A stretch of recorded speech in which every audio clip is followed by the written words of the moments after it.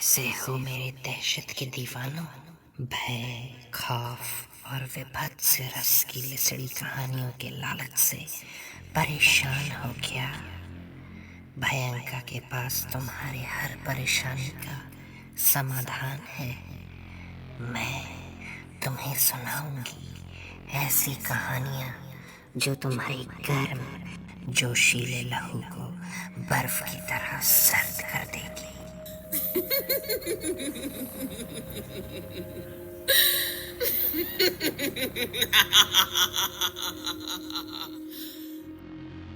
एक छोटा सा कमरा जिसमें एक 27-28 साल का लड़का फोन पर बातें कर रहा था, एक 6x4 की चारपाई पर लेटा हुआ था।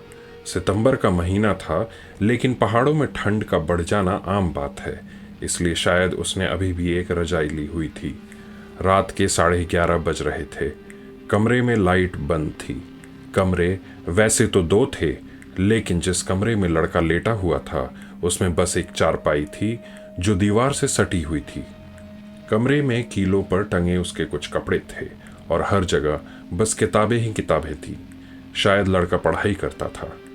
संजय काफी देर से बात किए जा रहा था और अब उसे थकान लगने लगी थी। वो फोन कभी दाएं कान से बाएं कान तक ले जाता, फिर कभी दाएं कान पर रख ले रहा करता था। बीच बीच में वो अपना फोन भी देख रहा था। शायद फोन की बैटरी अब खत्म होने की कगार पर थी या उसे अधिक समय होने की चिंता हो गई थी। अच्छा रिया, कल बात करते हैं, मुझे अब नींद आ रही है और मैं अब थोड़ा थक भी चुका हूं। अरे तुम समझती क्यों नहीं हो? अरे नहीं बाबा, बस नींद आ रही है। नहीं, तुम्हारी बातें सुनकर नींद क्यों आएगी? अरे इतना पढ़ा है और दिन भर काम भी था तो थकान लग रही है। अरे यार, मैंने ऐसा कब कहा? अरे सुनो तो, मगर उफ, फोन काट दिया। चलो कोई बात नहीं। इतना कहकर बड़बड़ाते हुए संजय ने अपना फोन किनारे रख दिया और वो नींद लेने की कोशिश करने लगा। इधर उधर भटकने के बाद उसे नींद आ गई।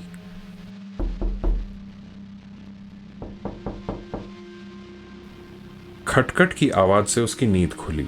ये आवाज शायद कमरे की खिड़कियों के दरवाजे की कुंडी खुलने से आई है। ऐसा सोचकर वो खिड़की की ओर गया और पाया कि कुंडी बिल्कुल सही से बंद थी। वो चुपचाप बिस्तर पर आकर लेट गया।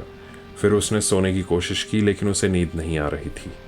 10-15 मिनट बाद फिर से वही खटखट की आवाज ने उसका ध्यान तोड़ा और उसने इधर उधर देखने की कोशिश की, मगर अंधेरा इतना था कि कुछ देख नहीं पाया। उसने अभी तक लाइट नहीं जलाई थी क्योंकि उसे अपनी खिड़की का रास्ता पता था।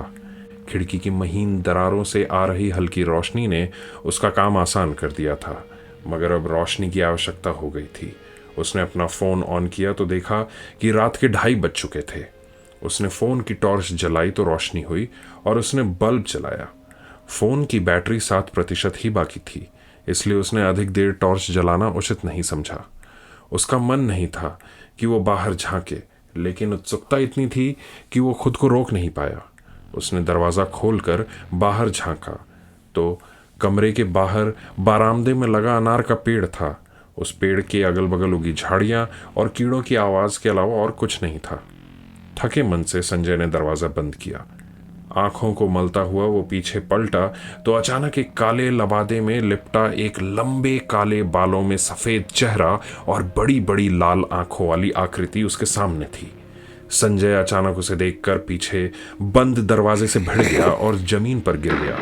गिरकर उसने अपनी नजरें उठाई तो वहां कोई नहीं था।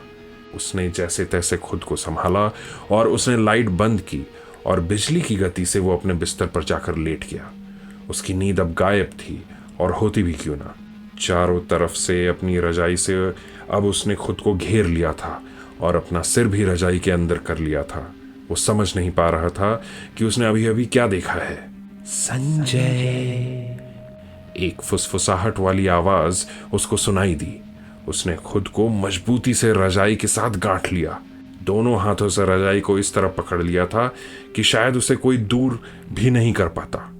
संजय, संजय, संजय। एक के बाद एक बहुत जल्दी जल्दी फुसफुसाहट से वो आवाज संजय को पुकार रही थी। संजय को लगा कि आज तो वो गया। संजय ने अब तक कोई प्रतिक्रिया नहीं दी थी। अचानक संजय को वो स्वर बिल्कुल अपने कानों के नजदीक सुनाई दिए। संजय। संजय अब भी चुप लेटा हुआ था। अप्रत्याशित रूप से वह आवाज जोर से चिल्लाई, संजय। संजय की रजाई उससे छूटकर दूर गिर गई। संजय हड़बड़ाहट में रजाई को समेटकर ऊपर बिस्तर पर दोबारा लेट गया। वातावरण में एक अजीब सी हंसी फैल गई। संजय के डर के मारे हालत खराब हो चुकी थी। उसकी स्थिति काटो तो खून नहीं वाली हो गई थी। कुछ देर फिर से सन्नाटा छा गया। सब कुछ सामान्य सा लग रहा था। संजय की जान में जान वापस आ रही थी कि तभी भटाक की आवाज से दरवाजा खुल गया। संजय ने एकदम से अपना सिर रजाई में से बाहर हटाया और बाहर दरवाजे की ओर देखा तो सब कुछ शांत पाया। फिर खौफनाक हंसी पूरे कमरे में गूंज उठी और संजय फिर से रजाई में सिर घुसेड़कर सो चुका था। संजय, ओ संजय, बाहर देखो कितना सुहाना मौसम है। संजय। फिर से वो फुसफुसाहट की आवाज उसे सुनाई दे रही थी। उसने अब ठान लिया था कि वो बाहर नहीं देखेगा, बिल्कुल नहीं। उसने और जोर से अपना सिर रजाई के नीचे दबा लिया था। संजय। फिर एक जोरदार आवाज हुई और संजय घिसटता हुआ दरवाजे पर पहुंच चुका था। दरवाजा हालांकि बंद था। संजय कुछ समझ नहीं पाया। अचानक दरवाजे में दस्तक हुई। कोई है? बोलो ना, कोई है? आवाज अलग अलग तरह से आ रही थी। संजय अपनी जगह पर जड़ हो चुका था। उसको समझ नहीं आ रहा था कि वो क्या करे। मैं अंदर आऊं? ना ना ना ना, मैं नहीं, तू। आवाज के इतना कहते ही दरवाजा खुला और संजय तेजी से घिसटता हुआ अनार के पेड़ से जा टकराया। उसके सिर से खून निकलने लगा था। उसने इधर उधर नजर दौड़ाई लेकिन कोई नहीं था। किसे ढूंढ रहे हो? मुझे? संजय ने आवाज की दिशा में अपनी गर्दन घुमाई तो आवाज अनार के पेड़ के ऊपर से आ रही थी। एक अजीब सा साया, वही जो अंदर दिखा था, वही साया पेड़ से उल्टा नीचे उतर रहा था और केवल संजय संजय मध्यम आवाज में बोल रहा था। संजय उसको देख रहा था कि वो अचानक से संजय के चेहरे पर आया और संजय की आंखें बंद हो गईं और उसने जब आंखें खोली तो वहां कोई नहीं था तो बस सन्नाटा। वो एकदम से बिना कुछ सोचे समझे कमरे की ओर दौड़ पड़ा और दरवाजा बंद करके रजाई के अंदर सो गया। 15-20 मिनट बाद फिर वही आवाज सुनाई दी, संजय। संजय नींद न आने की वजह से परेशान था और ऊपर से ये सब। उसका दिमाग अपने काबू से बाहर हो रहा था। धीरे धीरे उसका गुस्सा गायब हो रहा था। वह शांत पड़ रहा था, बिल्कुल शांत। तभी संजय! एक भयंकर आवाज जोर से चिल्लाई और संजय खुद पर काबू न रख सका और एकदम से रजाई हटाते हुए दरवाजे की तरफ कूद पड़ा। उसका गुस्सा बहुत बढ़ रहा था।